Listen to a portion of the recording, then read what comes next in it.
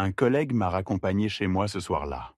Une seule phrase, lancée comme ça, sans y penser. C'est tout ce qu'il a fallu pour détruire 12 ans de mariage, pour pulvériser la façade d'une vie que je croyais inébranlable. Mais le pire, ce n'était pas ce que ma femme faisait dans mon dos. Non. Le véritable coup de massue est arrivé 3 semaines plus tard, quand un médecin m'a livré un verdict froid, clinique, qui a tout changé. Je m'appelle Édouard Dubois. J'ai 42 ans et je gère les opérations d'une chaîne de restaurants de taille moyenne basée à Lyon. Cet établissement, plus de 40 employés. Assez de rouages pour occuper mon esprit du lever du soleil jusqu'à bien après le dîner. Une machine bien huilée qui me permettait de ne pas trop penser. Éléonore, ma femme, a 39 ans. Elle travaille dans le marketing pour une entreprise de santé régionale, au cœur de La Part-Dieu. Nous avons une fille, Mia, 9 ans, vive comme l'éclair et débordante d'énergie. Sur le papier, notre vie semblait parfaite. Une belle maison dans le quartier des Brotteaux, des économies confortables, des soirées en amoureux tous les 15 jours, comme un rituel sacré. Le genre de tableau qui faisait dire aux gens, attablés dans une brasserie populaire, vous deux, vous êtes le couple idéal. Le couple idéal, vraiment? Tout a commencé un jeudi soir de fin octobre. L'air était vif, les feuilles mortes crissaient sous les pneus, et le soleil, déjà bas, peignait le ciel de teintes orangées. Je venais de boucler une réunion avec un fournisseur à Villeurbanne, et mon Audi Q5 était au garage pour une révision des freins. Mauvais timing comme d'habitude, mais Rémi Garnier, mon collègue qui gère les contrats fournisseurs pour 2 de nos établissements, m'a proposé de me ramener vers Lyon. Rémi est un franc du collier, la quarantaine passée, le genre d'homme qui ne sème pas la discorde. C'est précisément pour ça que ce qu'il a dit m'a frappé différemment, avec une force inattendue. Nous roulions depuis une vingtaine de minutes. La conversation portait sur un fournisseur qui nous arnaquait sur les poids livrés, un problème récurrent qui me préoccupait. Puis Rémi s'est tu un instant, le regard fixé sur la route mouillée par une pluie fine. Il a parlé, presque comme s'il pensait tout haut. Dis, question au hasard. Éléonore conduit toujours cette Audi Q5 blanche? J'ai tourné la tête vers lui, un froncement de sourcils. Oui, pourquoi? Rémi n'a pas détourné les yeux de la chaussée. J'ai vu une voiture qui correspondait à la description devant le grill de la presqu'île, il y a 2 soirs. Mardi, j'étais en train de déposer des papiers pour le gérant du soir. Je l'ai remarqué à cause de la vignette de stationnement à l'arrière, la même salle de sport que Carla fréquente. Il a marqué une pause, et le silence dans l'habitacle est devenu pesant. Il y avait un homme avec elle. Je n'y ai pas vraiment pensé sur le coup. J'ai juste supposé que c'était une affaire professionnelle. Je n'ai rien dit pendant un long moment, le cœur qui commençait à battre un rythme étrange dans ma poitrine. À quoi ressemblait-il? Ai-je fini par demander, ma voix plus rauque que prévu. Rémi a haussé les épaules, l'air indifférent. Grand, veste sombre. Ils marchaient ensemble, assez proches. J'ai hoché la tête lentement, tentant de masquer le tremblement qui me parcourait, et j'ai changé de sujet, parlant d'un nouveau plat à la carte. Mais quelque chose en moi avait déjà basculé, silencieux et invisible, comme une faille qui s'ajuste sous un sol immobile, prête à tout engloutir. J'avais toujours fait confiance à Éléonore, une confiance absolue, sans faille. Et il a suffi d'un simple trajet en voiture avec un partenaire commercial pour commencer à défaire 12 ans de certitude, pour que le vernis de ma vie se craquelle. Quand je suis rentré ce soir-là, la maison était plongée dans une douce pénombre, seulement éclairée par la lueur bleutée de l'ordinateur portable d'Éléonore. Elle était affalée sur le canapé, un verre de vin à la main, absorbée par ce qu'elle regardait, avec ses écouteurs vissés aux oreilles. Elle en a retiré un, m'a offert son sourire habituel, un peu forcé, celui qu'elle réservait aux fins de journée. Longue journée? M'a-t-elle demandé, sa voix légèrement étouffée. Oui, ai-je répondu, ma propre voix sonnant étrangement creuse. Réunion avec les fournisseurs, ça a traîné. Elle a fait un geste vague vers la cuisine. Le dîner est au frigo.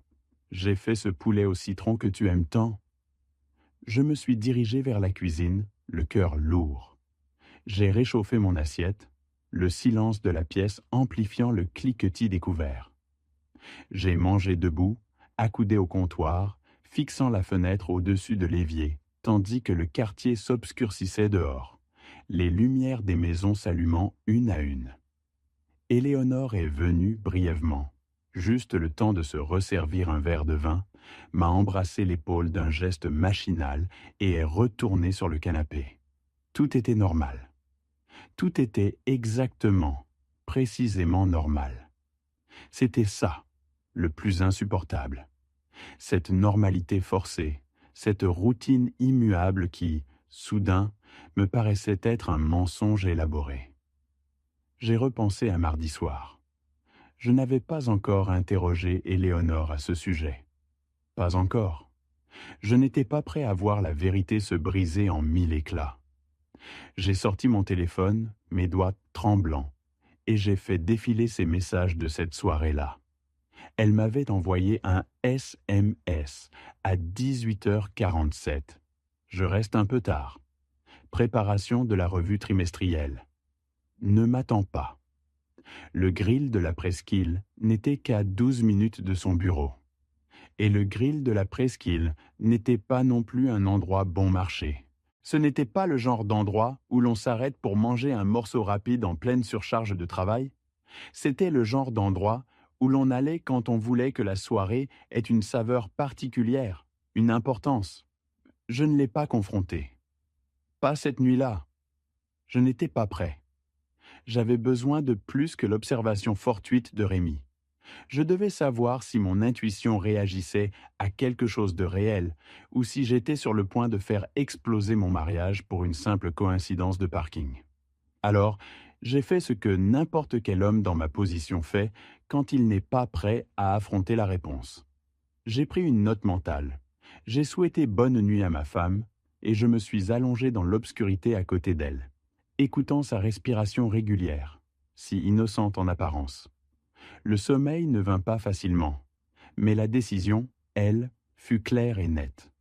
J'allais découvrir ce qui se passait réellement, discrètement, avec prudence, sans montrer la moindre de mes cartes, tant que je n'aurais pas toutes les preuves en main. Les 3 jours suivants, je n'ai rien dit. J'ai maintenu la façade, souriant au petit déjeuner, un café à la main, le journal ouvert sur la table. J'ai posé des questions sur ces réunions, sur les petits tracas du quotidien, comme si de rien n'était. J'ai aidé Mia avec ses devoirs, assis à la table de la cuisine, tandis qu'Éléonore était affalée sur le canapé, son téléphone à la main, parcourant les réseaux sociaux. Une routine normale, exactement ce qu'elle attendait de moi. Mais à présent, j'écoutais. Vraiment j'écoutais. Pas le genre d'écoute distraite, le hochement de tête à moitié présent que j'avais pratiqué pendant des années, laissant les mots glisser sans vraiment les saisir. Non, je parlais de cette écoute où l'on capte la demi-seconde d'hésitation avant une réponse, où l'on remarque le léger décalage dans le regard de quelqu'un lorsqu'il invente une histoire plutôt que de puiser dans un souvenir authentique. L'architecture des alibis d'Éléonore était impeccable, trop impeccable.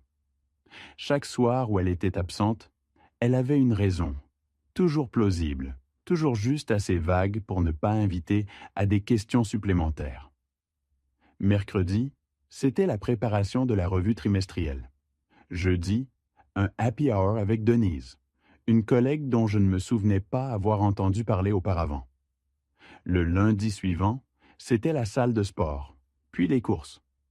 J'ai vérifié le ticket de caisse qu'elle avait laissé sur le comptoir, 51 €, 2 sacs. Elle était partie 3 heures pour ça. Le silence de la maison, autrefois réconfortant, était devenu un écho assourdissant de mes propres doutes. J'ai commencé à tâter les bords, doucement, l'air de rien. la façon dont on appuie sur une ecchymose pour comprendre à quel point la douleur est profonde, à quel point le mal est ancré. Tu n'avais pas dit que Denise était en déplacement ce mois-ci? Ai-je demandé un matin, le regard fixé sur ma tasse de café fumant. L'arôme riche et amer emplissait la cuisine. Un parfum familier qui, ce jour-là, semblait masquer une odeur de mensonge. Éléonore n'a pas manqué un battement. C'est la semaine prochaine. Elle a repoussé. Ah oui, ai-je dit, avec une fausse nonchalance. J'avais oublié. Elle n'a même pas levé les yeux de son téléphone, son pouce glissant machinalement sur l'écran. Le soleil matinal, d'habitude si doux, semblait trop vif, exposant chaque grain de poussière dans l'air, chaque fissure dans la façade de notre routine.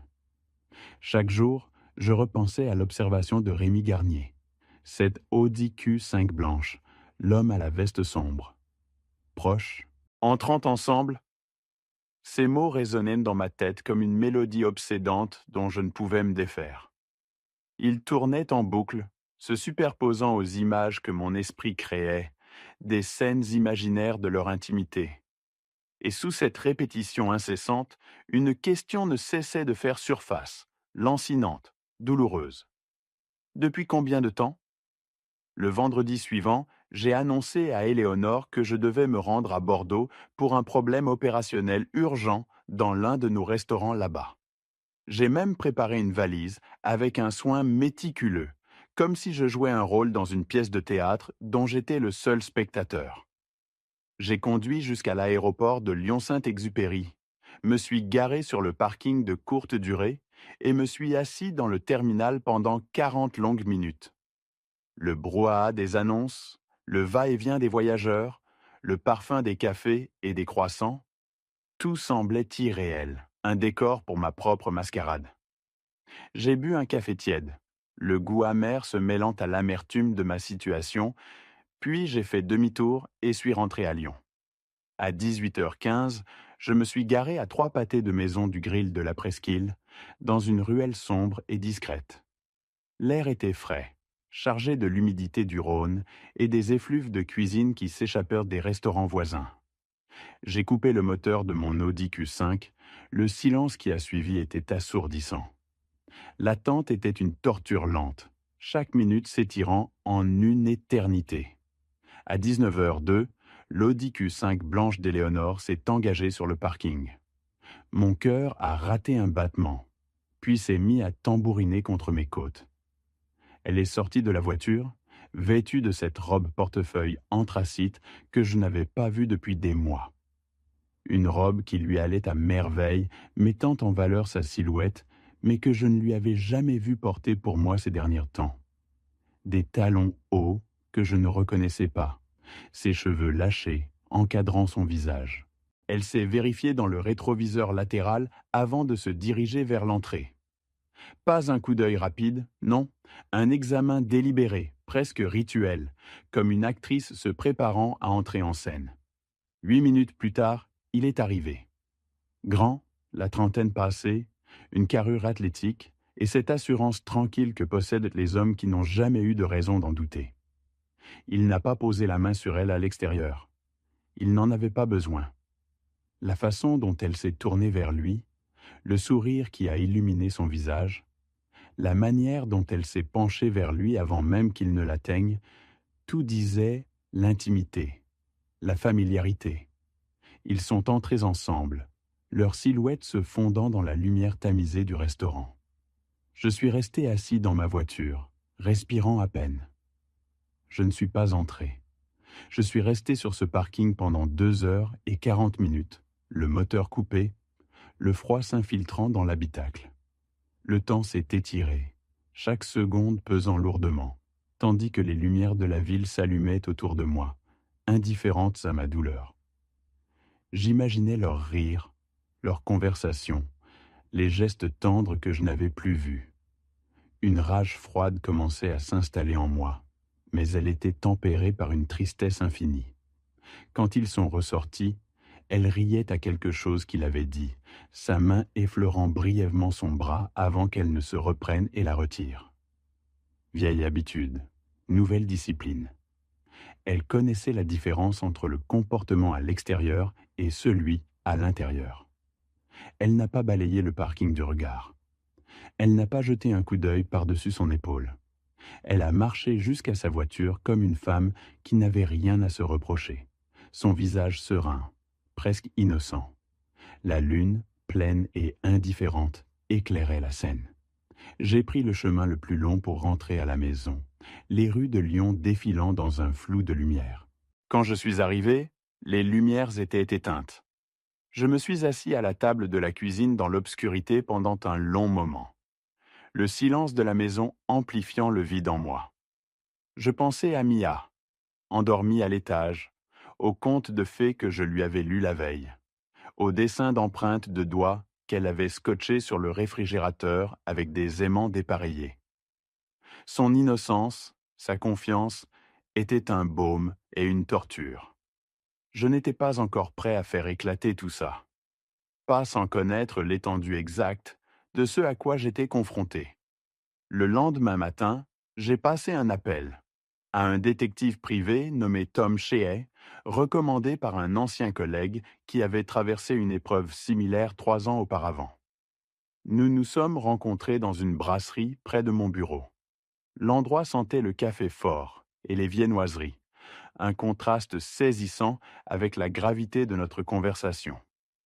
Tom était calme, professionnel, posant les bonnes questions et aucune des mauvaises. Je lui ai donné les dates, le nom du restaurant, la description de l'homme. Il a dit qu'il aurait des informations préliminaires dans les 10 jours. Une dernière chose, lui ai-je dit avant de nous séparer. J'ai besoin de savoir pour un événement d'entreprise il y a environ 10 ans. Ma femme travaillait alors au groupe Santé Renfield. Il y a eu une fête de Noël, ou quelque chose de similaire. Je dois savoir qui était présent à cet événement avec elle, et plus précisément, qui était son supérieur direct à l'époque. Tom m'a regardé fixement, ses yeux perçants. Vous pensez que ça remonte à si loin? Je pense, ai-je dit avec prudence, qu'il y a des questions que j'aurais dû poser il y a bien longtemps. Il a hoché la tête et l'a noté. J'ai payé les 2 cafés, suis retourné à ma voiture et suis resté un long moment derrière le volant avant de démarrer le moteur. Je n'étais plus un mari essayant de savoir si sa femme mentait. J'étais un homme qui montait un dossier et j'avais l'intention de le faire correctement. Tom Sheehy m'a appelé 9 jours plus tard, non pas avec un rapport, mais avec une demande de rencontre en personne. Cela m'a dit quelque chose avant même qu'il ne prononce un seul mot. Le nœud dans mon estomac s'est resserré. Nous nous sommes assis dans la même brasserie près de mon bureau. Il a commandé un café noir, l'air imperturbable. Je n'ai rien commandé, incapable d'avaler quoi que ce soit. Il a fait glisser un dossier en papier craft sur la table et m'a laissé l'ouvrir moi-même. Le papier froissait doucement sous mes doigts tremblants. Le nom de l'homme était Owen Marsh, 38 ans, consultant commercial pour une société immobilière du quartier de Lapardieu. Marié.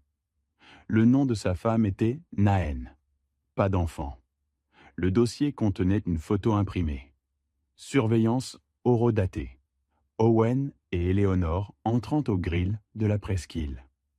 Un autre cliché d'une soirée différente devant un bar à vin du quartier de la Confluence. Une troisième, celle qui m'a fait serrer la mâchoire, prise à travers la vitre d'un restaurant. La main d'Éléonore posée sur la table, ses doigts reposant sur les siens. Une image d'une intimité volée, d'une trahison palpable. « Depuis combien de temps ?» ai-je demandé, ma voix à peine un murmure. Tom a enveloppé sa tasse de ses 2 mains, comme pour se réchauffer.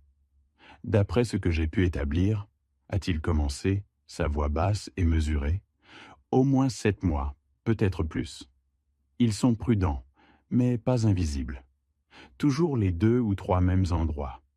Toujours les soirs de semaine. Jamais les week-ends.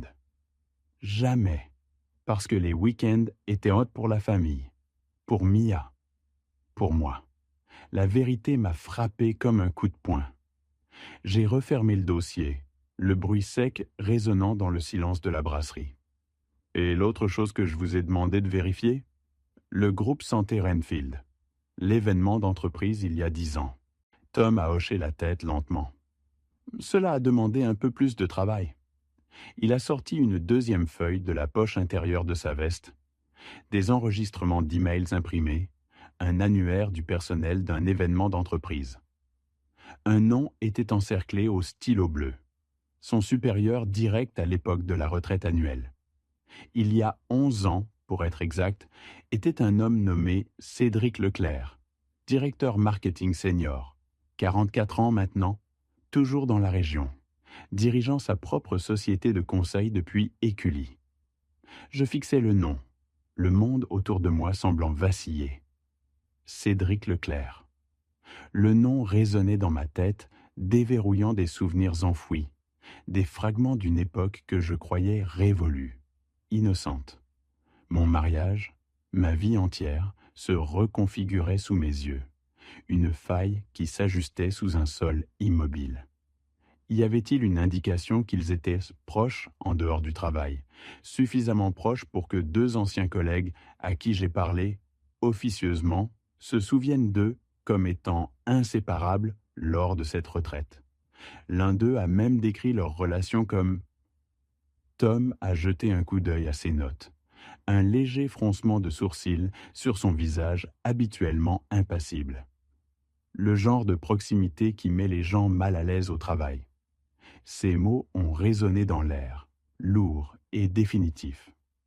Le lundi suivant, je me suis retrouvé assis dans la même banquette, le cuir usé sous mes doigts, le même café tiède devant moi. Mais le monde avait basculé.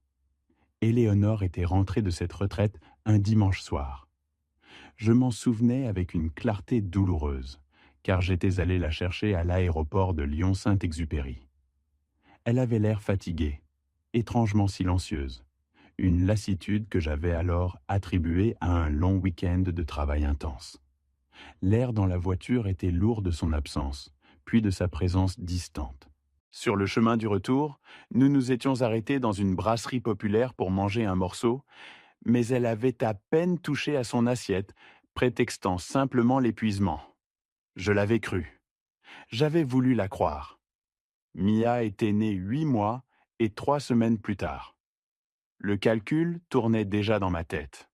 Une spirale infernale de chiffres et de dates que je ne voulais pas faire, mais que je ne pouvais plus arrêter une fois lancée.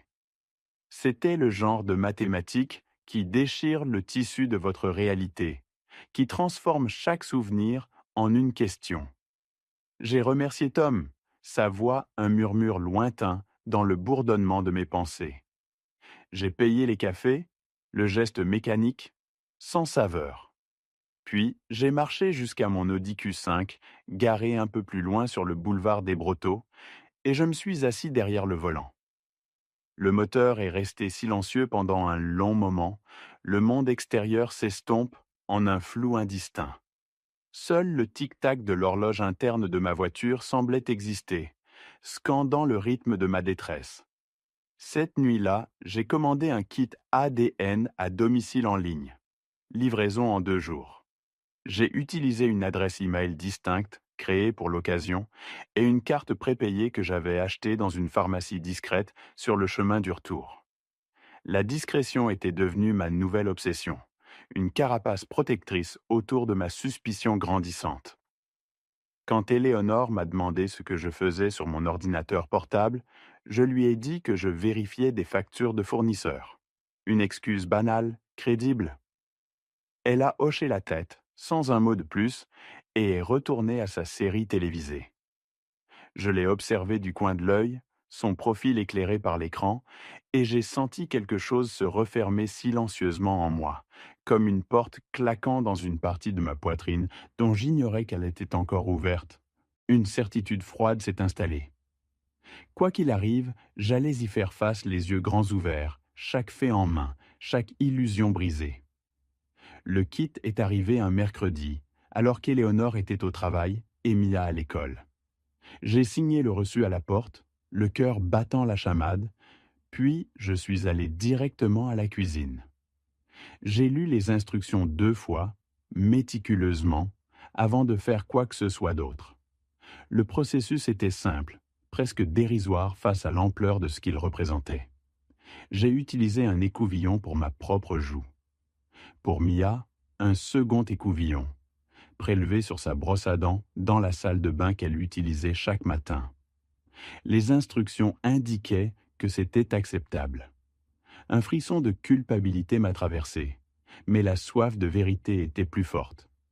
J'ai scellé les 2 échantillons dans les pochettes étiquetées, enregistré le numéro du kit en ligne, avec l'email séparé, et j'ai conduit jusqu'à la poste du quartier de la Part-Dieu pendant ma pause déjeuner. Puis j'ai attendu. 12 jours qui ont semblé durer 12 mois. J'ai maintenu ma routine intacte, une façade de normalité. Chaque matin, je préparais le café pour 2, l'odeur familière remplissant la cuisine, un rituel vide de sens. Chaque soir, je demandais à Éléonore comment s'était passée sa journée et j'écoutais des réponses lisses et sans histoire. Des mots qui glissaient sur moi sans laisser de prise. Je l'observais interagir avec Mia, la façon dont elle l'aidait avec son sac à dos, lui tressait les cheveux les jeudis matins, l'appelait « ma puce » de ce ton facile et affectueux. Éléonore était une bonne mère, je n'en avais jamais douté. Mais une bonne mère et une épouse honnête n'étaient pas toujours la même personne. Cette pensée, froide et tranchante, s'était nichée au plus profond de moi. Pendant ces 12 jours d'attente insoutenable, j'ai aussi pris une autre décision. Quelque chose que j'avais évité pendant des années pour des raisons que je ne pouvais même pas m'expliquer pleinement. J'ai appelé une clinique de santé masculine dans le 3e arrondissement de Lyon et j'ai réservé une évaluation complète de fertilité. Quand je suis arrivé, le médecin, un homme calme et méthodique d'une 50aine d'années, m'a posé une série de questions standards sur notre histoire. Depuis combien de temps avions-nous essayé avant la naissance de notre fille? Quels résultats, le cas échéant, avions-nous obtenus auprès de professionnels de la santé à l'époque? Je lui ai dit que nous n'avions consulté personne, que nous avions simplement continué d'essayer, et qu'éventuellement, cela avait fonctionné. Il m'a demandé si je souhaitais procéder à un bilan complet. J'ai dit oui, la gorge serrée. Les résultats sont arrivés 4 jours plus tard. J'étais assis dans la salle d'examen, l'air stérile et l'odeur d'antiseptique me piquetant les narines, et j'ai écouté le médecin m'expliquer, dans un langage clinique mesuré, que mon nombre de spermatozoïdes était sévèrement inférieur à la normale, dans les 2% les plus bas des hommes testés dans cette clinique. Il a utilisé des mots comme motilité, morphologie et subfertilité, des termes qui résonnaient comme des coups de marteau dans mon esprit. Il a dit que la conception naturelle, dans mon cas, n'était pas impossible, mais que la probabilité statistique était, selon son opinion professionnelle, extrêmement faible, moins de 2%, a-t-il précisé, peut-être même significativement moins en fonction de facteurs additionnels. Je lui ai demandé sans détour, un homme avec ces résultats aurait-il pu concevoir un enfant naturellement, sans intervention médicale? Il est resté silencieux un instant, ses yeux fixant un point au-delà de moi. « Ce n'est pas quelque chose que je peux exclure entièrement, » a-t-il dit avec prudence. « Mais je vous rendrais un mauvais service si je disais que c'était probable. » Je l'ai remercié. Je suis monté dans mon Audi Q5. J'ai conduit jusqu'au parc de la Tête d'Or, près de mon bureau, et je me suis assis sur un banc au bord de l'étang pendant 40 minutes sans bouger. Moins de 2%. Mia avait 9 ans. J'avais entraîné son équipe de T-ball. Je lui avais tenu la main pendant chaque orage. Je lui avais lu les 3 mêmes livres d'images tant de fois que je pouvais les réciter par cœur. J'avais été son père de toutes les manières que je connaissais. Et maintenant, un rapport clinique me disait que son existence, la façon dont elle était arrivée, le timing, l'histoire qu'on m'avait racontée, tout cela ne tenait pas debout. Les canards glissaient silencieusement sur l'eau, indifférents à l'effondrement de mon monde. Les résultats du kit ADN sont arrivés 2 jours plus tard. J'ai ouvert l'enveloppe seul, à ma table de cuisine, le silence de la maison vide pesant lourdement. La lumière de l'après-midi, plate et grise, filtrait à travers les stores. J'ai lu le résultat une fois, puis j'ai posé le papier à plat sur la table et j'ai pressé les deux paumes contre la surface, respirant régulièrement, essayant de contenir la tempête qui montait en moi. Probabilité de paternité, 0%. Je me suis levé, j'ai marché jusqu'au garage, un espace encombré d'outils et de souvenirs. J'ai ramassé un pot de fleurs en céramique qui traînait sur l'établi depuis le printemps dernier, celui qu'Éléonore avait acheté et n'avait jamais utilisé.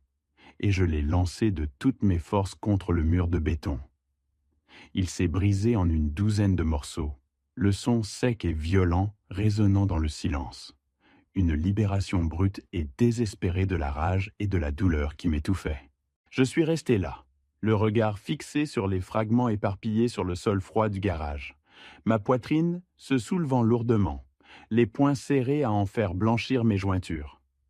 L'écho du fracas résonnait encore dans l'air confiné, une vibration sourde qui semblait s'accrocher au mur.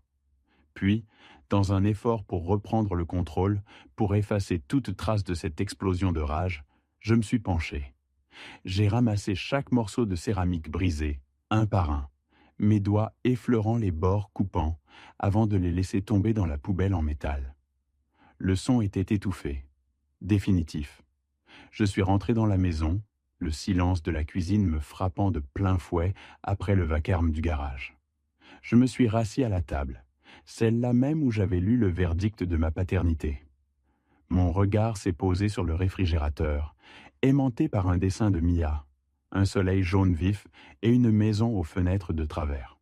Son nom, écrit au crayon violet dans le coin inférieur droit, était encore un peu bancal, adorablement imparfait. C'était une encre, un rappel constant de ce que je luttais pour protéger, et de la trahison qui menaçait de tout engloutir. J'ai pris mon téléphone, mes doigts hésitant un instant, avant de composer le numéro de Daniel. L'urgence me rongeait, une nécessité impérieuse de mettre fin à cette mascarade. « J'ai besoin de vous rencontrer », ai-je dit dès qu'il a décroché, ma voix plus ferme que je ne l'aurais cru. « Bientôt, j'ai tout ce qu'il faut. » Je n'ai rien dit de plus. Pas un mot sur ce que j'avais découvert. Pas encore. Les résultats du test ADN, pliés avec une précision presque maniaque, sont restés dans la poche intérieure de ma veste pendant 3 jours, comme un charbon ardent qui me brûlait la peau, menaçant de percer le tissu et de révéler ma blessure au grand jour. Pendant ces 3 jours, j'ai continué ma vie comme si rien n'avait changé, comme si mon monde n'était pas en train de se fissurer sous mes pieds. J'ai examiné les rapports de personnel pour nos restaurants. J'ai géré un litige avec un fournisseur qui nous arnaquait sur les pois livrés à notre établissement du grill de la presqu'île. Le samedi matin, j'ai préparé des pancakes pour Mia, coupant chaque cercle doré en triangles parfaits, exactement comme elle les aimait, saupoudrés d'un peu de sucre glace. C'était une routine normale, stable, le visage d'un homme qui n'avait pas vu toute sa compréhension des 9 dernières années s'effondrer sous ses yeux. L'odeur sucrée du sirop d'érable et le rire cristallin de Mia emplissèrent la cuisine, créant une bulle de normalité que je m'efforçais de maintenir, même si à l'intérieur, tout hurlait. C'est un mardi après-midi, lors de la sortie des classes de Mia, que tout a basculé. Je suis arrivé en avance, ce qui était inhabituel pour moi, mais j'avais terminé ma journée de travail plus tôt. J'ai attendu près de l'entrée principale de l'école, un bâtiment en pierre blonde typique de la région, avec une poignée d'autres parents, les mains dans les poches, observant à moitié les portes massives. L'air était frais, teinté de l'odeur des feuilles mortes et du bruit lointain de la circulation. Quand les portes se sont ouvertes et que les enfants ont déferlé, un torrent de rires et de cartables colorés, j'ai immédiatement repéré Mia. Son sac à dos violet, une de ses couettes déjà à moitié défaite, comme toujours à la fin de la journée. Elle marchait à côté d'une autre fille, plus grande, aux cheveux sombres, du même âge. Elles riaient de quelque chose, leurs têtes penchées l'une vers l'autre, partageant un secret d'enfance. Alors qu'elles s'approchaient, j'ai aperçu le profil de l'autre fille et j'ai senti quelque chose se raidir dans ma poitrine, une morsure glaciale. Les pommettes, la forme des yeux, la légère inclinaison de son sourcil quand elle riait. J'avais déjà vu ce visage. Il était imprimé dans le dossier que Thomas Leroy avait posé sur la table de ma cuisine, quelques semaines auparavant. Une image gravée dans ma mémoire que je n'avais pas encore osé confronter. Mia s'est arrêtée devant moi, son petit corps se jetant dans mes bras, puis elle a attrapé ma main. « Papa, voici Sophie. On est dans le même groupe de lecture. » Sophie a levé les yeux vers moi et a souri poliment, un sourire innocent qui m'a transpercé. « Bonjour, bonjour Sophie. » Ai-je réussi à articuler? Ma voix est sortie égale, étonnamment calme. Je ne sais pas comment. Sur le chemin du retour, dans le silence feutré de l'Audi Q5, Mia m'a raconté que le père de Sophie était une sorte de consultant en affaires et qu'il venait parfois chercher Sophie le mardi. J'ai hoché la tête, posant des questions de suivi dont j'entendais à peine les réponses, mon esprit tourbillonnant. Mes mains sont restées fermes sur le volant, mais à l'intérieur, je faisais déjà l'arithmétique qu'aucun père ne devrait jamais avoir à faire. Sophie Leclerc, même école, même groupe de lecture, même visage. La coïncidence était trop brutale, trop cruelle pour être ignorée. Cette nuit-là, après que Mia se soit endormie, bercée par les histoires que je lui avais lues, je suis retourné au garage. L'air y était plus froid, plus lourd. Je me suis tenu devant l'établi en bois, jonché d'outils et de bric-à-brac. J'ai ramassé un bol en céramique qui traînait là depuis l'été dernier, un de ces projets de décoration qu'Éléonore avait commencé avec enthousiasme avant de l'abandonner à mi-chemin, comme tant d'autres choses. J'ai fixé l'objet pendant un long moment, le poids de son inachèvement pesant lourdement. Puis, avec une force que je ne savais pas posséder, je l'ai projeté contre le mur du fond. Il a éclaté en 1000 morceaux, un éclat plus sec et plus violent contre le béton que la fois précédente, comme si la rage accumulée avait aiguisé le son. Je suis resté là, à regarder les débris se déposer sur le sol, ma poitrine se soulevant, ma mâchoire serrée à se faire mal. Puis, méthodiquement, je l'ai nettoyé. Chaque fragment, chaque poussière balayée dans la poubelle. J'ai éteint la lumière du garage, laissant l'obscurité engloutir le chaos, et je suis rentré. Je n'ai pas beaucoup dormi cette nuit-là. Les images de Sophie et de Mia, côte à côte, tournaient en boucle dans mon esprit, alimentant une colère froide et une détermination nouvelle. Mais au matin, une décision claire s'était formée en moi concernant Cédric Leclerc. Je suis d'abord retourné voir Thomas Leroy. J'avais besoin d'une dernière pièce du puzzle, une confirmation inébranlable. Je voulais connaître la routine actuelle de Cédric, l'adresse de son bureau, et surtout, s'il était au courant de l'existence de Mia. Thomas a bouclé son rapport en 4 jours. Cédric Leclerc dirigeait une société de conseil en marketing depuis un bureau situé dans le quartier moderne de la Cité internationale. Marié depuis 15 ans, il avait 2 enfants, un fils de 12 ans et une fille de 9 ans. Sa fille s'appelait Sophie. J'ai relu cette ligne 2 fois, le nom résonnant dans ma tête comme un coup de marteau. Le rapport de Thomas ne mentionnait aucune indication que Cédric ait eu connaissance de Mia ou de la grossesse d'Éléonore 11 ans auparavant. Autant que l'on puisse en juger, il avait quitté cette retraite et avait poursuivi sa carrière et sa vie de famille sans jamais regarder en arrière. J'ai gardé cette information avec moi pendant 2 jours, la laissant macérer, pesant chaque implication. J'ai réfléchi à ce que cela signifiait de lui dire. J'ai réfléchi à ce que cela signifiait de ne pas le faire.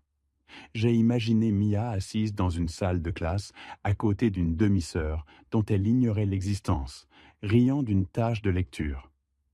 L'innocence de Mia, son bonheur insouciant, me déchirait. Et j'ai pensé à Éléonore, qui savait tout cela, qui était rentrée de cette retraite silencieuse et pâle, me disant qu'elle était juste fatiguée. Quelques semaines plus tard, avec des yeux brillants et des mains tremblantes, elle m'avait annoncé qu'elle était enceinte. Elle m'avait regardé devenir un père, pleinement, complètement, sans réserve, tout en portant un secret qui aurait pu tout détruire dès le premier jour. J'ai pensé à tout cela pendant très longtemps, la trahison s'enfonçant plus profondément à chaque souvenir. Puis j'ai appelé Daniel et je lui ai dit que j'étais prêt à agir. Le bureau de Daniel se trouvait au 14e étage d'un immeuble moderne sur le cours Franklin Roosevelt, offrant une vue imprenable sur les toits de Lyon. C'était un lieu propre, silencieux, le genre d'endroit qui sentait le cuir neuf et la réflexion minutieuse.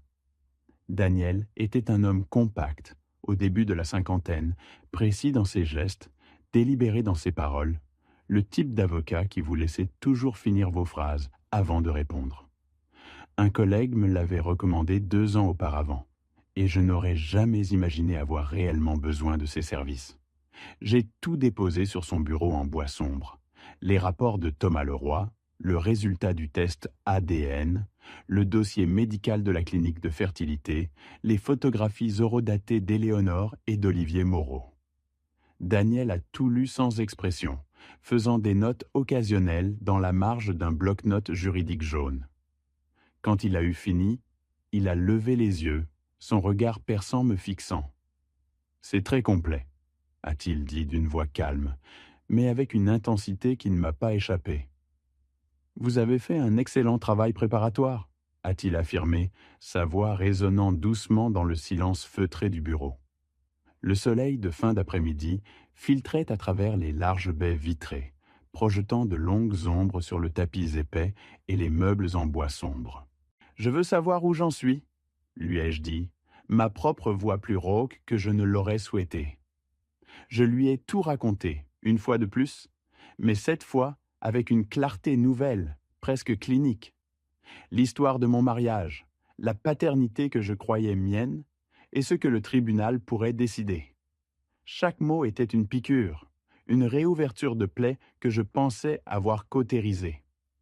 Daniel a posé son stylo sur le dossier du mariage, un geste délibéré qui a attiré mon attention. L'adultère documenté, dans notre système juridique, est une faute qui simplifie la procédure de divorce si vous choisissez de la poursuivre. Les preuves que vous avez sont solides. Il a marqué une pause, son regard perçant ne me quittant pas. Concernant la paternité, c'est là que cela se complique. Vous avez été le père légal pendant 9 ans. Même avec un résultat ADN de 0, le tribunal pourrait ne pas automatiquement annuler ce statut. Vous pourriez être tenu de continuer le soutien financier, quelle que soit la biologie, selon la manière dont l'affaire est présentée. J'ai fixé Daniel, le souffle coupé. L'air dans la pièce, déjà lourd de nos discussions, est devenu presque irrespirable. Donc, je pourrais être légalement responsable d'une enfant qui n'est pas la mienne, simplement parce que je ne savais pas qu'elle n'était pas la mienne. L'absurdité de la situation m'a frappé de plein fouet, une vague de colère froide montant en moi. « C'est une possibilité très réelle », a dit Daniel d'une voix égale, sans la moindre inflexion. « Ce n'est pas une certitude, mais c'est un risque. L'avocat d'Éléonore pourrait arguer d'une relation paternelle établie, d'un lien émotionnel fort et surtout de l'intérêt supérieur de l'enfant. » J'ai expiré lentement, sentant la tension s'échapper de mes poumons. L'image de Mia, son rire cristallin, ses petits bras autour de mon cou, a traversé mon esprit. Comment pouvait-il quantifier un lien comme ça? Et le père biologique, Cédric Leclerc? Ai-je demandé, le nom sonnant étrangement dans ma bouche. Daniel a hoché la tête. Si vous choisissez de le notifier et s'il reconnaît la paternité volontairement ou par un test ordonné par le tribunal, cela change considérablement la donne. Un père biologique confirmé dans le tableau déplace la responsabilité légale et financière vers lui. Je veux qu'il soit notifié, ai-je dit, sans hésitation. La décision était claire, nette. Daniel a pris une note. Je peux rédiger une lettre officielle par l'intermédiaire de mon cabinet ou vous pouvez le faire personnellement. Je vous recommande de passer par un avocat.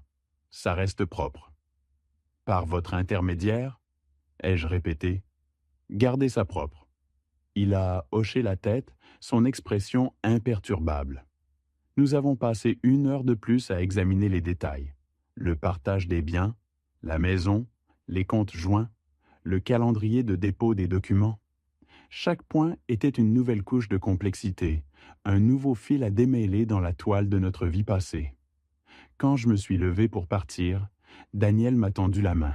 « Une dernière chose », ai-je dit avant de la serrer. Son avocat va soutenir que je savais, ou aurais dû savoir, qu'il y avait des questions de fertilité et que j'ai tacitement accepté la situation. L'expression de Daniel n'a pas bougé. J'ai déjà entendu cet argument. Nous serons prêts. Vous avez vos dossiers médicaux. Vous avez la documentation prouvant que vous n'avez subi aucune évaluation avant la grossesse. Ce n'est pas une acceptation tacite. C'est un mari qui faisait confiance à sa femme. Un mari qui faisait confiance à sa femme. Ces mots ont résonné en moi, une amère vérité. J'ai serré sa main, le cuir de sa paume ferme et rassurant, puis j'ai quitté le bureau, le bruit de mes pas s'estompant dans le long couloir. Sur le chemin du retour, j'ai pris le chemin le plus long, traversant les vieux quartiers de Lyon, le vieux Lyon, où les chênes avaient encore leurs feuilles, d'un vert profond, presque émeraude, sous le ciel pâle de l'automne. La lumière du jour déclinait, et les premières lumières de la ville commençaient à scintiller, comme des promesses lointaines. J'ai pensé à Mia, à son rire, à la façon dont elle me regardait, pleine de confiance et d'amour inconditionnel.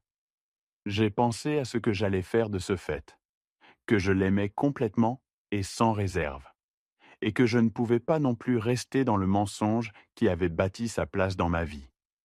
Les deux choses ne s'annulaient pas, mais elles ne pouvaient pas non plus coexister éternellement. Je devais choisir quel genre d'homme j'allais être de l'autre côté de tout cela. Et je connaissais déjà la réponse. Je devais être un homme honnête, même si l'honnêteté déchirait mon monde en lambeaux. J'ai choisi un vendredi soir, non pas pour le drame, non pas parce que je voulais une scène, mais parce que Mia passait la nuit chez une amie. J'avais besoin que la maison soit vide de tout ce qui comptait avant d'ouvrir la porte à ce qui allait arriver. L'appartement en presqu'île était silencieux. La seule lumière venant des fenêtres du salon, où le soleil couchant peignait les murs d'orange et de violet. Une odeur de poussière et de souvenirs flottait dans l'air immobile. J'ai passé cet après-midi méthodiquement, chaque geste empreint d'une gravité silencieuse. J'ai sorti les vêtements d'Éléonore du dressing, robes, chemisiers, les chaussures alignées sur l'étagère inférieure, et je les ai rangés dans 2 grandes valises. Pas de façon imprudente, pas avec la colère guidant mes mains. Je les ai pliés délibérément là où le pliage avait un sens, empilés là où il n'en avait pas. Chaque tissu que je touchais était imprégné d'un fragment de notre vie, d'un souvenir qui se délitait sous mes doigts. Une robe qu'elle avait portée lors de notre premier dîner au grill de la presqu'île. Un chemisier qu'elle aimait pour les soirées en amoureux tous les 15 jours. J'ai laissé ses bijoux dans le tiroir de la salle de bain, car certains venaient de sa grand-mère, et je n'allais pas être le genre d'homme qui utilisait le sentiment comme une arme. J'ai retiré ces articles de toilette de l'armoire sous l'évier, et je les ai placés dans un sac fourre-tout à côté des valises. J'ai laissé son côté du dressing ouvert et nu, un espace vide qui symbolisait déjà l'absence. Puis, je me suis assis à la table de la cuisine avec un verre d'eau, le verre froid dans ma main, et j'ai attendu. Les minutes s'étiraient, lourdes, chaque tic-tac de l'horloge murale résonnant comme un coup de marteau. La lumière du jour s'estompa, et les lumières de la ville s'allumèrent, une par une, indifférentes et régulières, comme toujours. Elle est entrée à 18h42. J'ai entendu la porte du garage s'ouvrir, puis le tintement de ses clés tombant dans le bol près de l'entrée, et enfin le rythme familier de ses talons sur le carrelage. Elle est arrivée dans la cuisine, parlant déjà quelque chose à propos de la circulation sur l'autoroute, et s'est arrêtée au milieu de sa phrase quand elle a vu les valises posées près de l'entrée du couloir. La couleur a changé sur son visage. Juste légèrement, juste assez pour que je le remarque. Qu'est-ce que c'est a-t-elle demandé, sa voix soudainement tendue.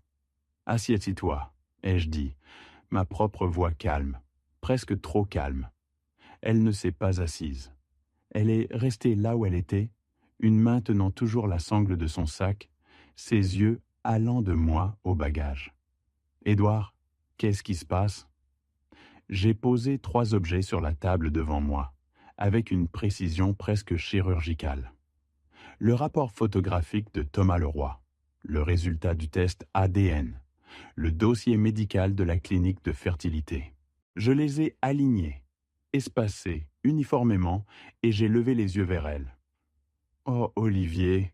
ai-je dit, le nom glissant de mes lèvres avec une froideur que je ne me connaissais pas. 7 mois que je sais, probablement plus. Elle a ouvert la bouche, un son étouffé s'échappant. J'ai levé une main pour l'arrêter. Le résultat ADN, ai-je poursuivi, ma voix restant égale et ferme. Mia n'est pas ma fille biologique. Probabilité de paternité, 0. Quelque chose a traversé son expression. Pas de la culpabilité, pas du chagrin. Quelque chose de plus compliqué et de plus difficile à nommer. Une sorte de stupeur glacée, peut-être. Elle a posé lentement son sac sur le comptoir, le cuir souple s'écrasant doucement. Dans le rapport médical, ai-je terminé, ma voix un murmure à peine audible dans le silence assourdissant, mes chiffres de fertilité. Moins de 2% de probabilité de conception naturelle, ce qui signifie que tu savais, ou aurais dû savoir, qu'il y avait une sérieuse question concernant la paternité de Mia. Et tu n'as rien dit pendant 9 ans.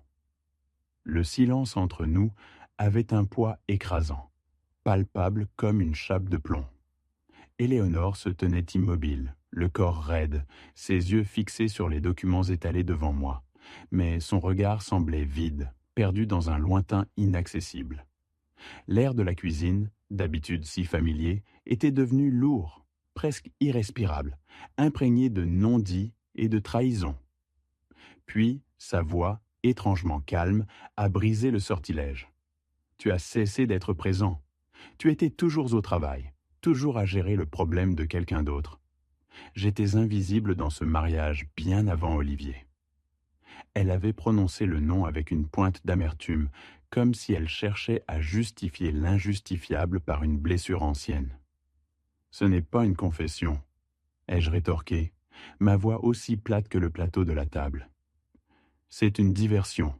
Essaie encore. Sa mâchoire s'est contractée, un muscle tressaillant sous sa peau tendue. Tu veux que je m'excuse d'avoir survécu à un mariage où je me sentais complètement seul? Je veux que tu reconnaisses, ai-je dit d'une voix égale, sans élever le ton, mais avec une fermeté inébranlable, que tu es rentré d'un séminaire d'entreprise il y a 11 ans, en sachant que tu pouvais être enceinte de ton supérieur. Et tu m'as laissé élever cet enfant pendant 9 ans sans jamais me dire la vérité. Ce n'est pas de la solitude, Éléonore. C'est un choix délibéré, maintenu dans le temps, une tromperie calculée qui a rongé les fondations de notre vie. Un micro-flashback m'a traversé l'esprit. Mia, petite, riant aux éclats dans mes bras au parc de la Tête d'Or, ses petites mains agrippées à mon cou, sa confiance absolue. Chaque souvenir de ces 9 années était désormais teinté d'une amertume insupportable. Elle a détourné le regard, son profil se découpant sur le mur clair de la cuisine. Le muscle de sa mâchoire a de nouveau tressailli, trahissant une tension qu'elle s'efforçait de dissimuler. « Et pendant que tu gérais ta solitude, ai-je ajouté, ma voix se faisant plus froide encore, tu trouvais apparemment le temps de voir Olivier Marchand les mardis soirs, le grill de la presqu'île, le bar à vin du quartier de Confluence. Est-ce que ça te dit quelque chose ? J'ai vu une ombre passer dans ses yeux, une reconnaissance fugace avant qu'elle ne reprenne le contrôle. Elle a de nouveau posé son regard sur moi. Ses yeux étaient en sec, étrangement vides de larmes. Cela m'a dit quelque chose d'important. Il n'y aurait pas de larmes, pas de remords sincères, seulement une froide détermination. « Tu m'as fait suivre », a-t-elle murmuré, une accusation à peine voilée. « J'ai fait suivre la vérité », ai-je corrigé, ma voix grave. Et elle m'a mené à toi. Elle a tiré la chaise en face de moi, le grincement du bois sur le carrelage résonnant dans le silence. Elle s'est assise, les mains jointes sur la table, une posture presque formelle. Quand elle a repris la parole, sa voix était maîtrisée, mesurée, d'une manière qui trahissait une préparation, comme si elle avait envisagé cette conversation, du moins une de ses versions, bien avant ce soir. « Alors, quoi maintenant ? Tu me jettes dehors et tu jouais la victime. » Il y avait une pointe de mépris dans son ton, une tentative de me rabaisser. « Je ne joue rien, » ai-je répliqué, le regard ancré dans le sien. « Je suis dans un mariage dont les fondations ont été évidées par tes propres mains avant même qu'il ne soit achevé. Tu pars ce soir. Les valises sont faites, elles t'attendent près de la porte. J'ai laissé les bijoux de ta grand-mère. Ils sont dans le tiroir de la salle de bain, dans la petite boîte en velours bleu. Tu ne peux pas juste... a-t-elle commencé, sa voix s'étranglant. J'ai déjà parlé avec Daniel, l'ai-je coupé, sans la moindre hésitation. Les documents sont en préparation. L'adultère pour faute est documenté. Tu auras des nouvelles de son cabinet en début de semaine prochaine. J'ai marqué une pause, la laissant absorber chaque mot. Je veux aussi que tu saches que Cédric Leclerc a été informé par l'intermédiaire de mon avocat. Il recevra une lettre officielle et une copie du résultat ADN. Cette information a fait mouche. Pour la première fois depuis qu'elle était entrée, elle est devenue absolument immobile.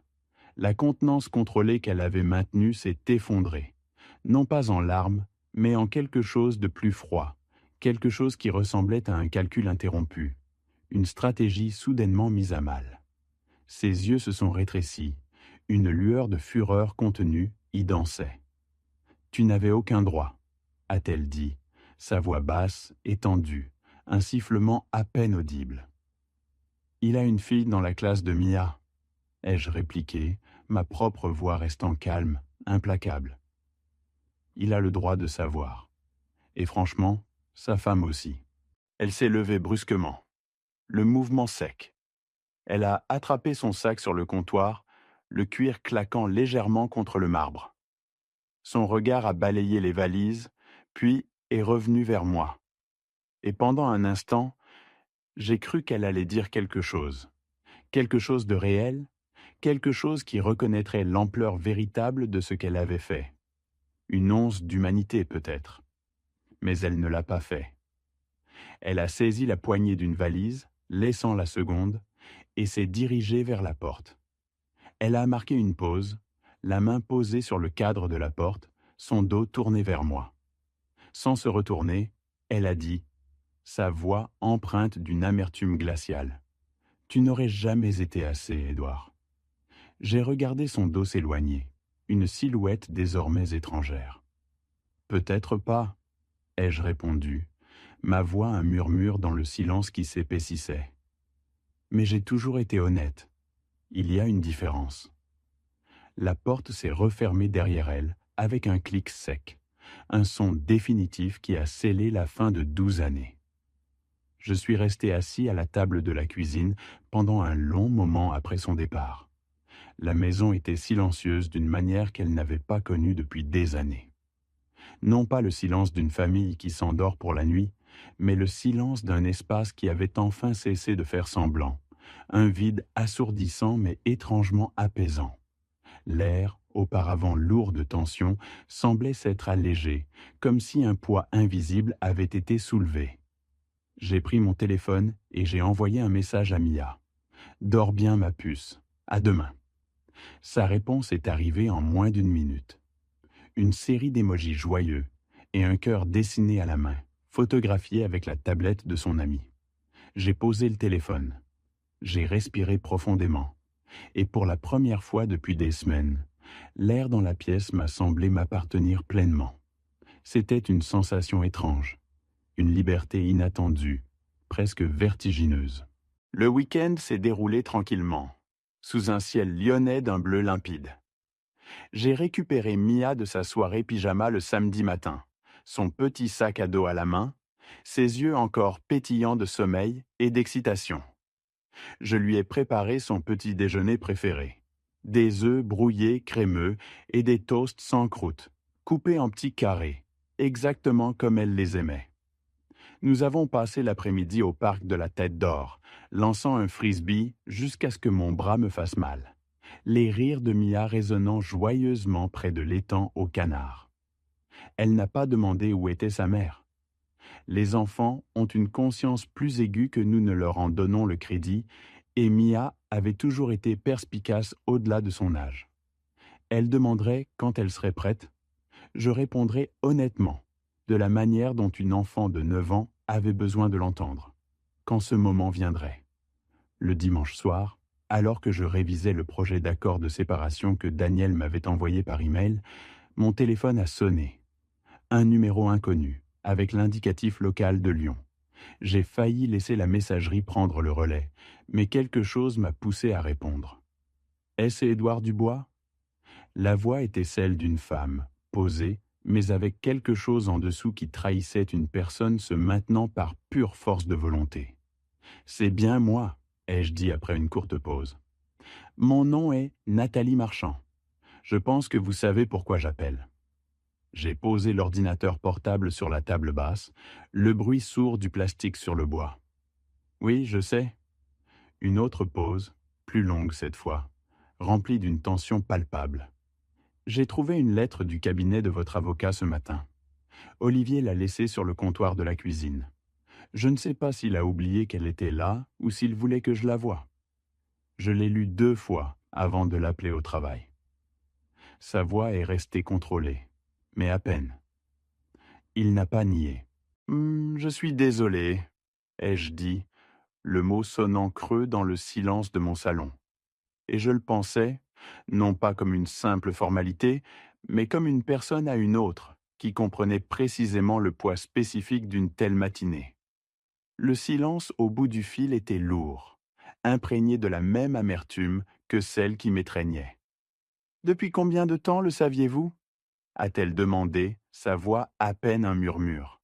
« Environ 3 semaines avec certitude, » ai-je répondu, le souvenir de Rémi Garnier me croisant dans le hall de mon bureau, au grill de la presqu'île. Son regard fuyant, me revenant en mémoire. Il avait vu Éléonore et Olivier ensemble, un après-midi, dans un café près de la Part-Dieu. C'est ce qui avait tout déclenché, la première fissure dans le mur de ma certitude. J'avais des soupçons avant cela, bien sûr, des petites choses qui ne collégidaient pas, des absences inexpliquées, des regards furtifs. Mais c'est un collègue qui les a vus ensemble. C'est ce qui a tout commencé. Elle est restée silencieuse un instant, et j'ai imaginé son visage, tendu, les yeux fixés sur un point invisible. « 7 mois, a-t-elle finalement dit, le mot s'échappant comme un soupir étranglé. Il m'a dit que c'était 7 mois. Un court souffle sans humour lui a échappé. Je l'ai cru quand il a dit que ce n'était rien, le printemps dernier. Il m'a dit que j'imaginais des choses. Cette phrase m'a frappé, résonnant avec une familiarité glaçante.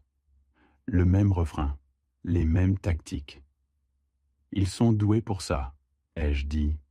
Une pause s'installant entre nous, remplie de la compréhension tacite de 2 âmes blessées. « J'ai voulu vous appeler, » a-t-elle repris, sa voix retrouvant un peu de sa force, « parce que je ne sais pas exactement pourquoi. Mais je pensais que vous méritiez de savoir que ce n'était pas seulement votre mariage qui s'effondrait.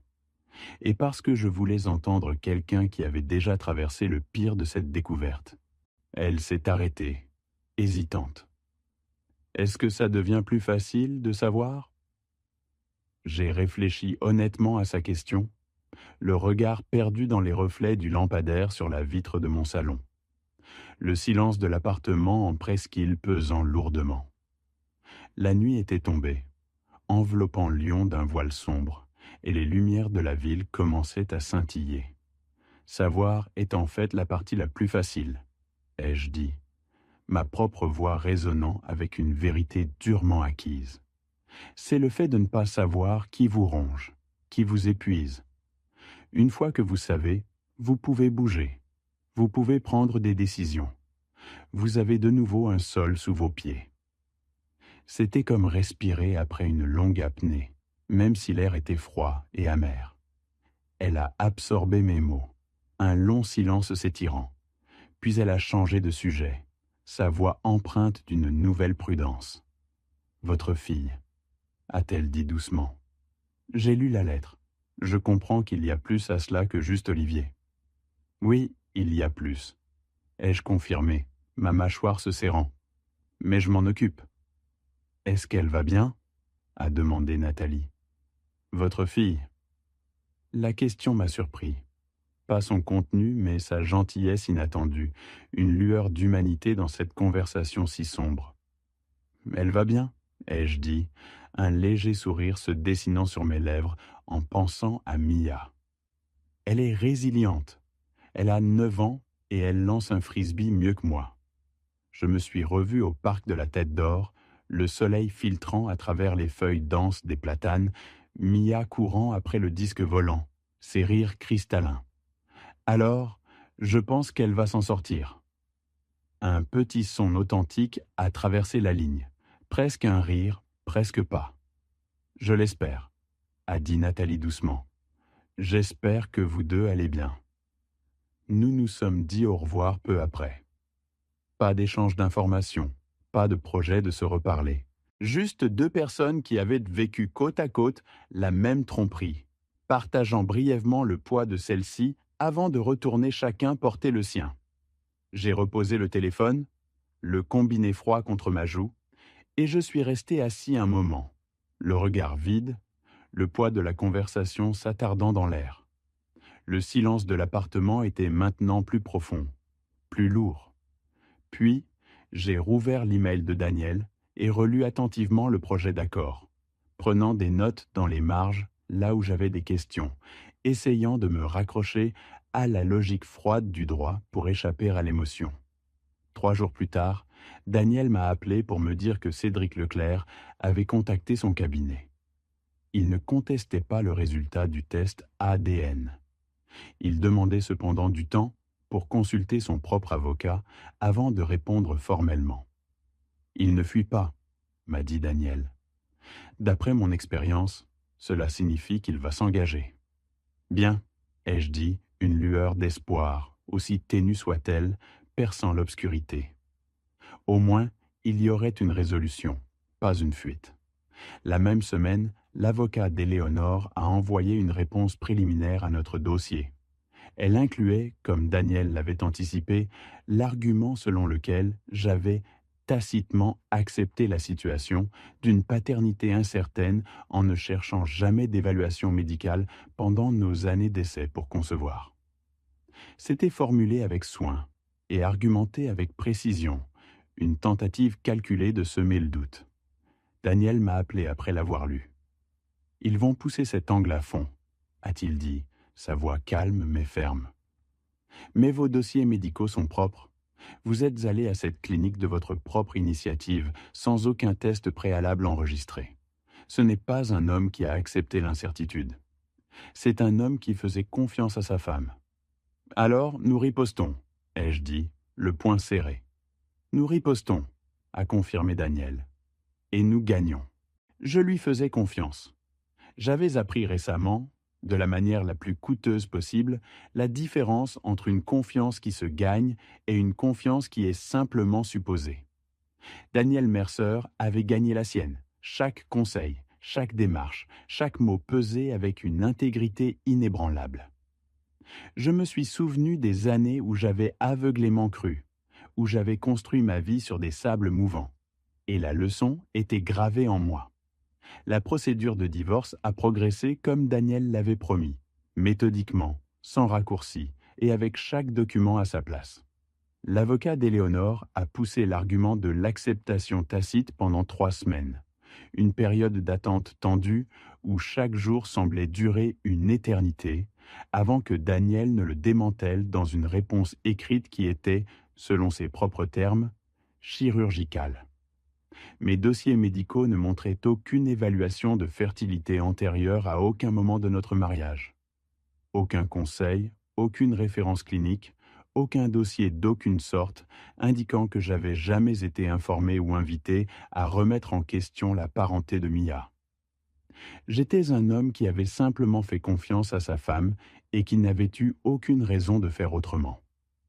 La plainte pour adultère basée sur la faute a tenu bon.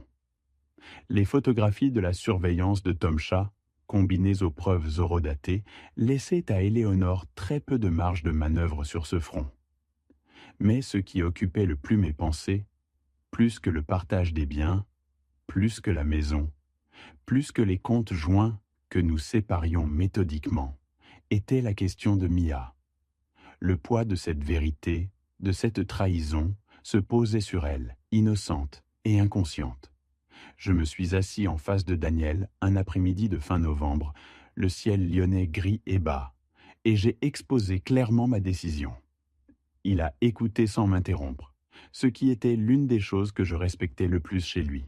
Le bureau était silencieux, à l'exception du léger bruissement des papiers et du bourdonnement lointain de la circulation de la Pardieu.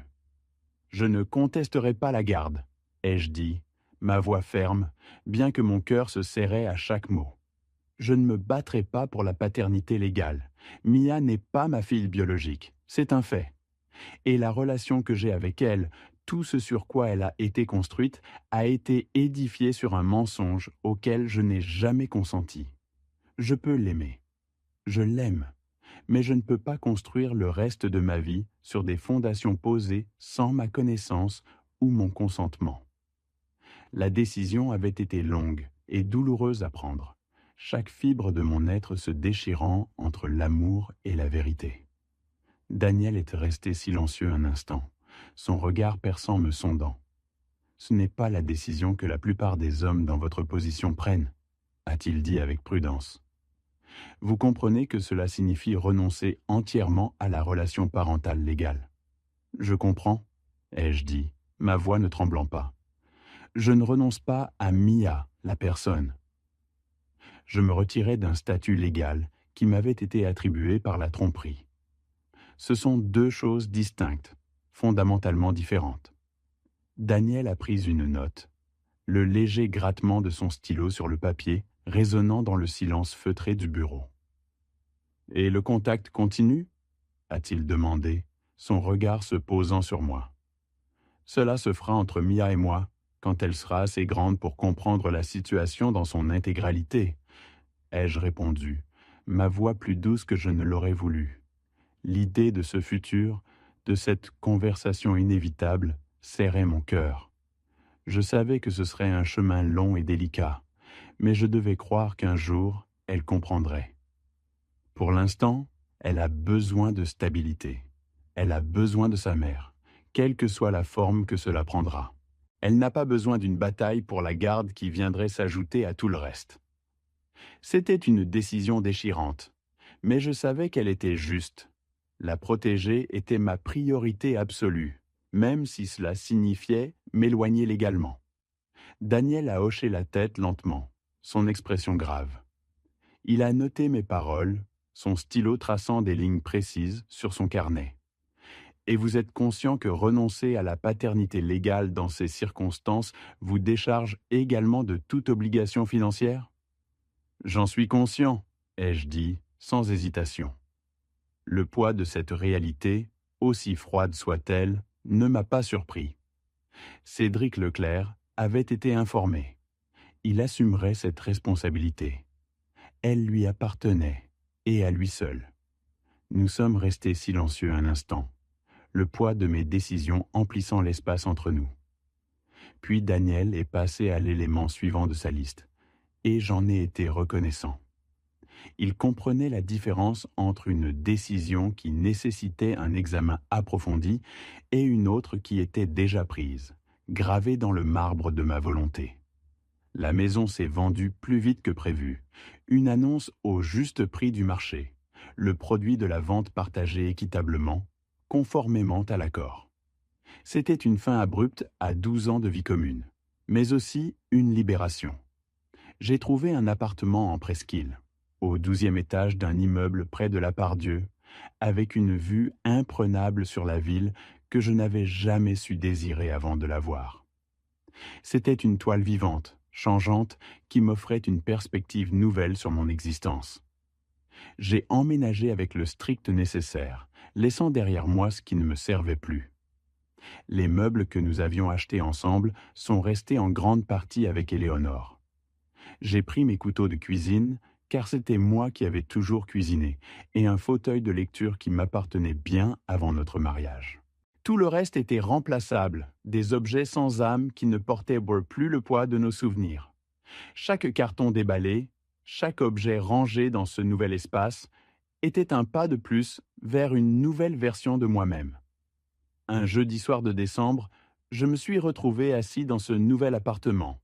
Une barquette de plats à emporter posée sur le comptoir de la cuisine immaculée.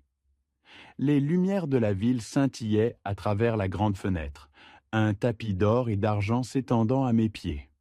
Le bourdonnement lointain de la circulation, les sirènes occasionnelles, tout cela composait une symphonie urbaine qui, étrangement, me calmait.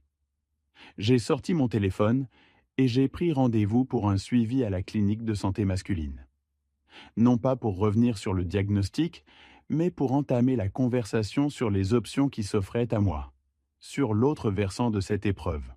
Le médecin avec qui j'avais travaillé était direct et compétent. Son bureau sentait le désinfectant et le papier neuf. Il m'avait assuré qu'il y avait des chemins, des traitements, des pistes à explorer quand le moment serait venu. Ce soir-là, j'ai aussi appelé mon frère. C'était la première vraie conversation que nous avions eue depuis des mois. Je lui ai raconté la majeure partie de mon histoire, les détails les plus crus, les décisions les plus difficiles. Il a écouté comme seul un grand frère sait le faire, sans essayer de tout arranger ou d'adoucir les angles. Il y avait eu des moments, par le passé, où son silence m'aurait frustré, mais cette fois, c'était un réconfort. Il était là, simplement. Quand j'ai eu fini, après un long soupir, il a dit « Tu as l'air plus lucide que jamais, Édouard. » J'ai repensé à ces mots après avoir raccroché. Lucide. C'était exactement le mot juste. Pas guéri, non. Ça prendrait plus de temps, beaucoup plus. Pas heureux non plus, pas encore. Mais lucide, oui.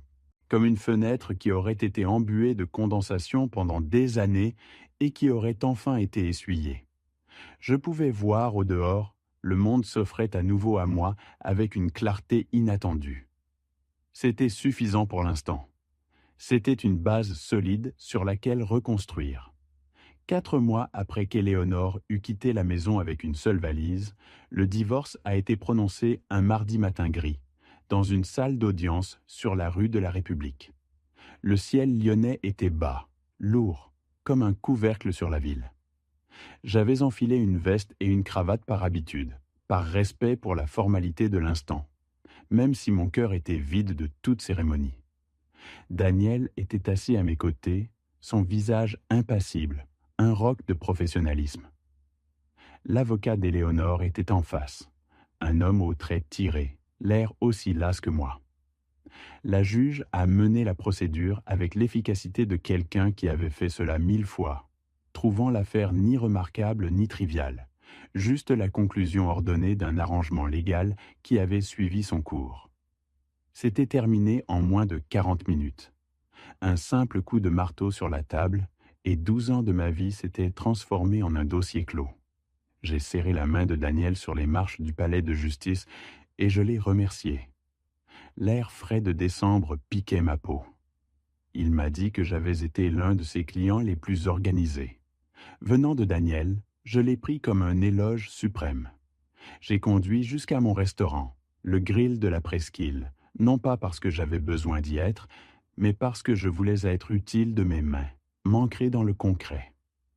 Le besoin de routine, de tâches tangibles, était devenu un refuge. J'ai parcouru la salle, vérifié les stocks avec le responsable des opérations, goûté 2 sauces qui étaient en cours d'ajustement pour le menu de printemps, et j'ai eu une brève réunion sur un problème de personnel à notre établissement de la place Bellecour. Un travail ordinaire, concret, le genre qui ne vous demande rien d'autre que de l'attention et du jugement. Le parfum familier des épices, le cliquetis des assiettes, le brouhaha des cuisines, tout cela m'a ramené à une réalité que je maîtrisais. Lorsque je suis rentré à l'appartement ce soir-là, la tension que j'avais portée sur mes épaules pendant 4 mois s'était relâchée pour laisser place à une fatigue plus ordinaire, plus saine. Cédric Leclerc, selon la dernière mise à jour de Daniel, avait formellement reconnu la paternité par l'intermédiaire de son avocat.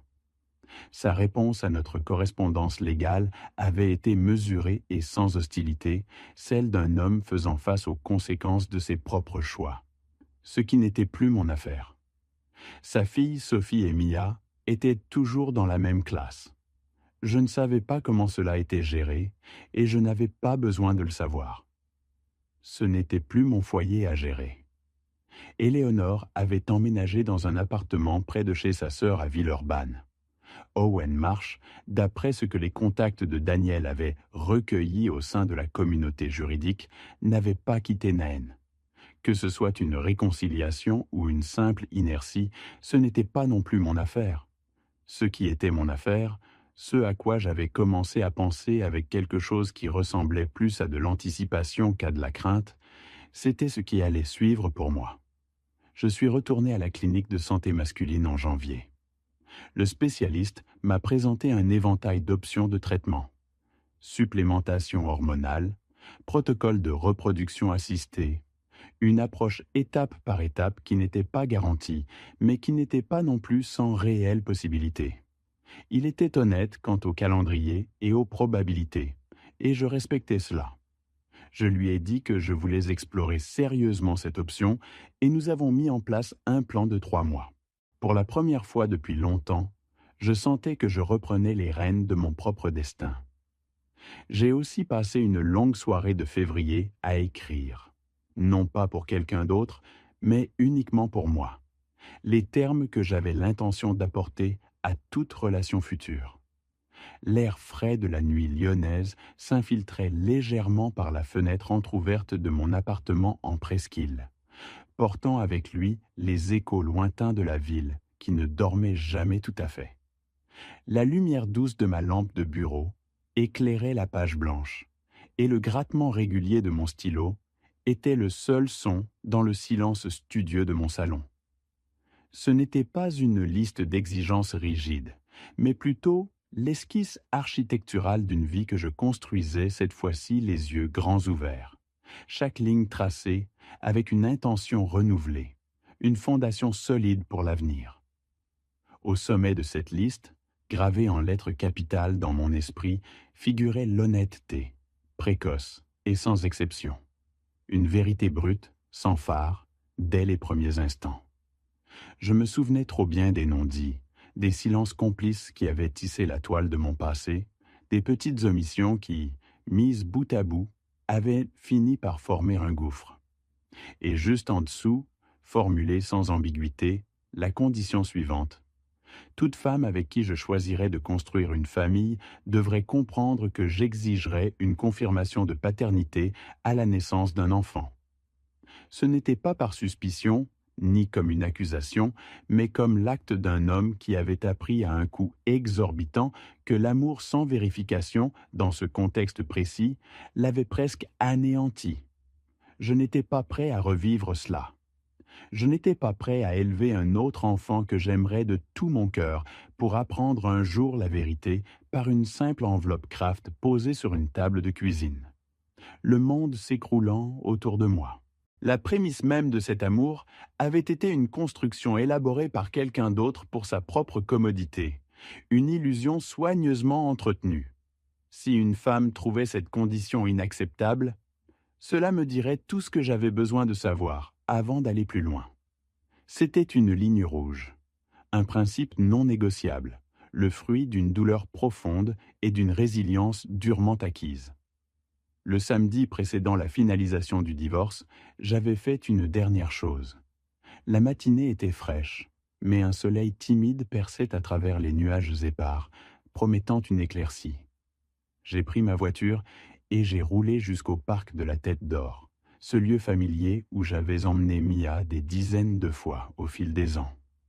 Chaque virage de la route, chaque arbre bordant l'allée, ravivait des souvenirs doux amers. Je me suis garé et j'ai marché, les mains dans les poches, jusqu'au banc près de l'eau, là où le petit étang au canard s'étendait, et où le vieux pont de bois, qu'elle voulait toujours traverser en courant, enjambait un bras du lac. Je me suis assis sur le banc, le bois froid sous mes paumes, et j'y suis resté 1 heure entière. Je n'étais pas là pour pleurer, ni pour me lamenter sur ce qui avait été perdu. J'étais là pour marquer la fin de quelque chose, pour reconnaître un point de bascule. C'était une façon de clore un chapitre, comme on marque la fin d'un long voyage. Pas de façon dramatique, pas avec cérémonie, juste avec présence. Une présence pleine et consciente pour accueillir le vide avant de le remplir. J'ai repensé à l'homme que j'étais lorsque j'avais emmené Mia pour la première fois dans ce parc. Un jeune père insouciant, le cœur léger, qui passait 20 minutes à lancer un frisbee et à lui donner une brique de jus. Je me suis revu, riant de son visage ravi, quand un canard s'était approché trop près et l'avait effrayé, ses petits bras s'accrochant à mon cou. C'était une image d'innocence et de bonheur pur, une bulle de joie que je croyais éternelle. J'ai ensuite pensé à l'homme que j'étais maintenant, assis sur le même banc 9 ans plus tard, avec une compréhension plus claire du monde et une confiance plus sereine en mon propre jugement. Je n'étais pas devenu plus dur, non. Je ne voulais pas être plus dur. Je voulais juste être éveillé, pleinement, constamment éveillé, d'une manière que je n'avais pas connue pendant la majeure partie de mon mariage, comme si j'avais vécu dans une sorte de brouillard, une somnolence confortable mais trompeuse. J'ai repris le chemin de la maison, le soleil déclinant déjà à l'horizon, peignant le ciel de teintes oranges et violettes au-dessus des toits de Lyon. Une fois rentré, j'ai préparé un dîner pour une personne, une tâche à laquelle j'étais devenu étonnamment bon, trouvant une certaine satisfaction dans la simplicité et l'autonomie. J'ai choisi une salade fraîche et un morceau de poisson grillé, des saveurs simples qui ne demandaient moins qu'à être appréciées. Je me suis assis près de la fenêtre de mon appartement, mon assiette posée sur la petite table basse, et j'ai mangé en regardant la ville s'obscurcir en bas. Les lumières s'allumaient une par une, indifférentes et régulières, comme toujours, dessinant un nouveau paysage scintillant. J'avais 42 ans. J'avais une bonne carrière, un appartement en presqu'île avec une vue que je commençais vraiment à apprécier, un médecin qui m'aidait à tracer un chemin d'avenir avec des options concrètes, et une idée très claire de ce que j'accepterais et n'accepterais pas dans la vie qui m'attendait. Le chemin avait été long et douloureux, mais j'avais enfin le sentiment d'être à ma place, ancré, prêt à construire, cette fois-ci, sur des fondations inébranlables. Merci d'avoir écouté mon histoire. Si elle vous a touché, laissez un like, écrivez en commentaire ce qui vous a le plus touché et abonnez-vous à la chaîne. Il y aura encore beaucoup d'autres histoires. Ce n'est pas la fin de mon histoire, ce n'est que le début de quelque chose de meilleur.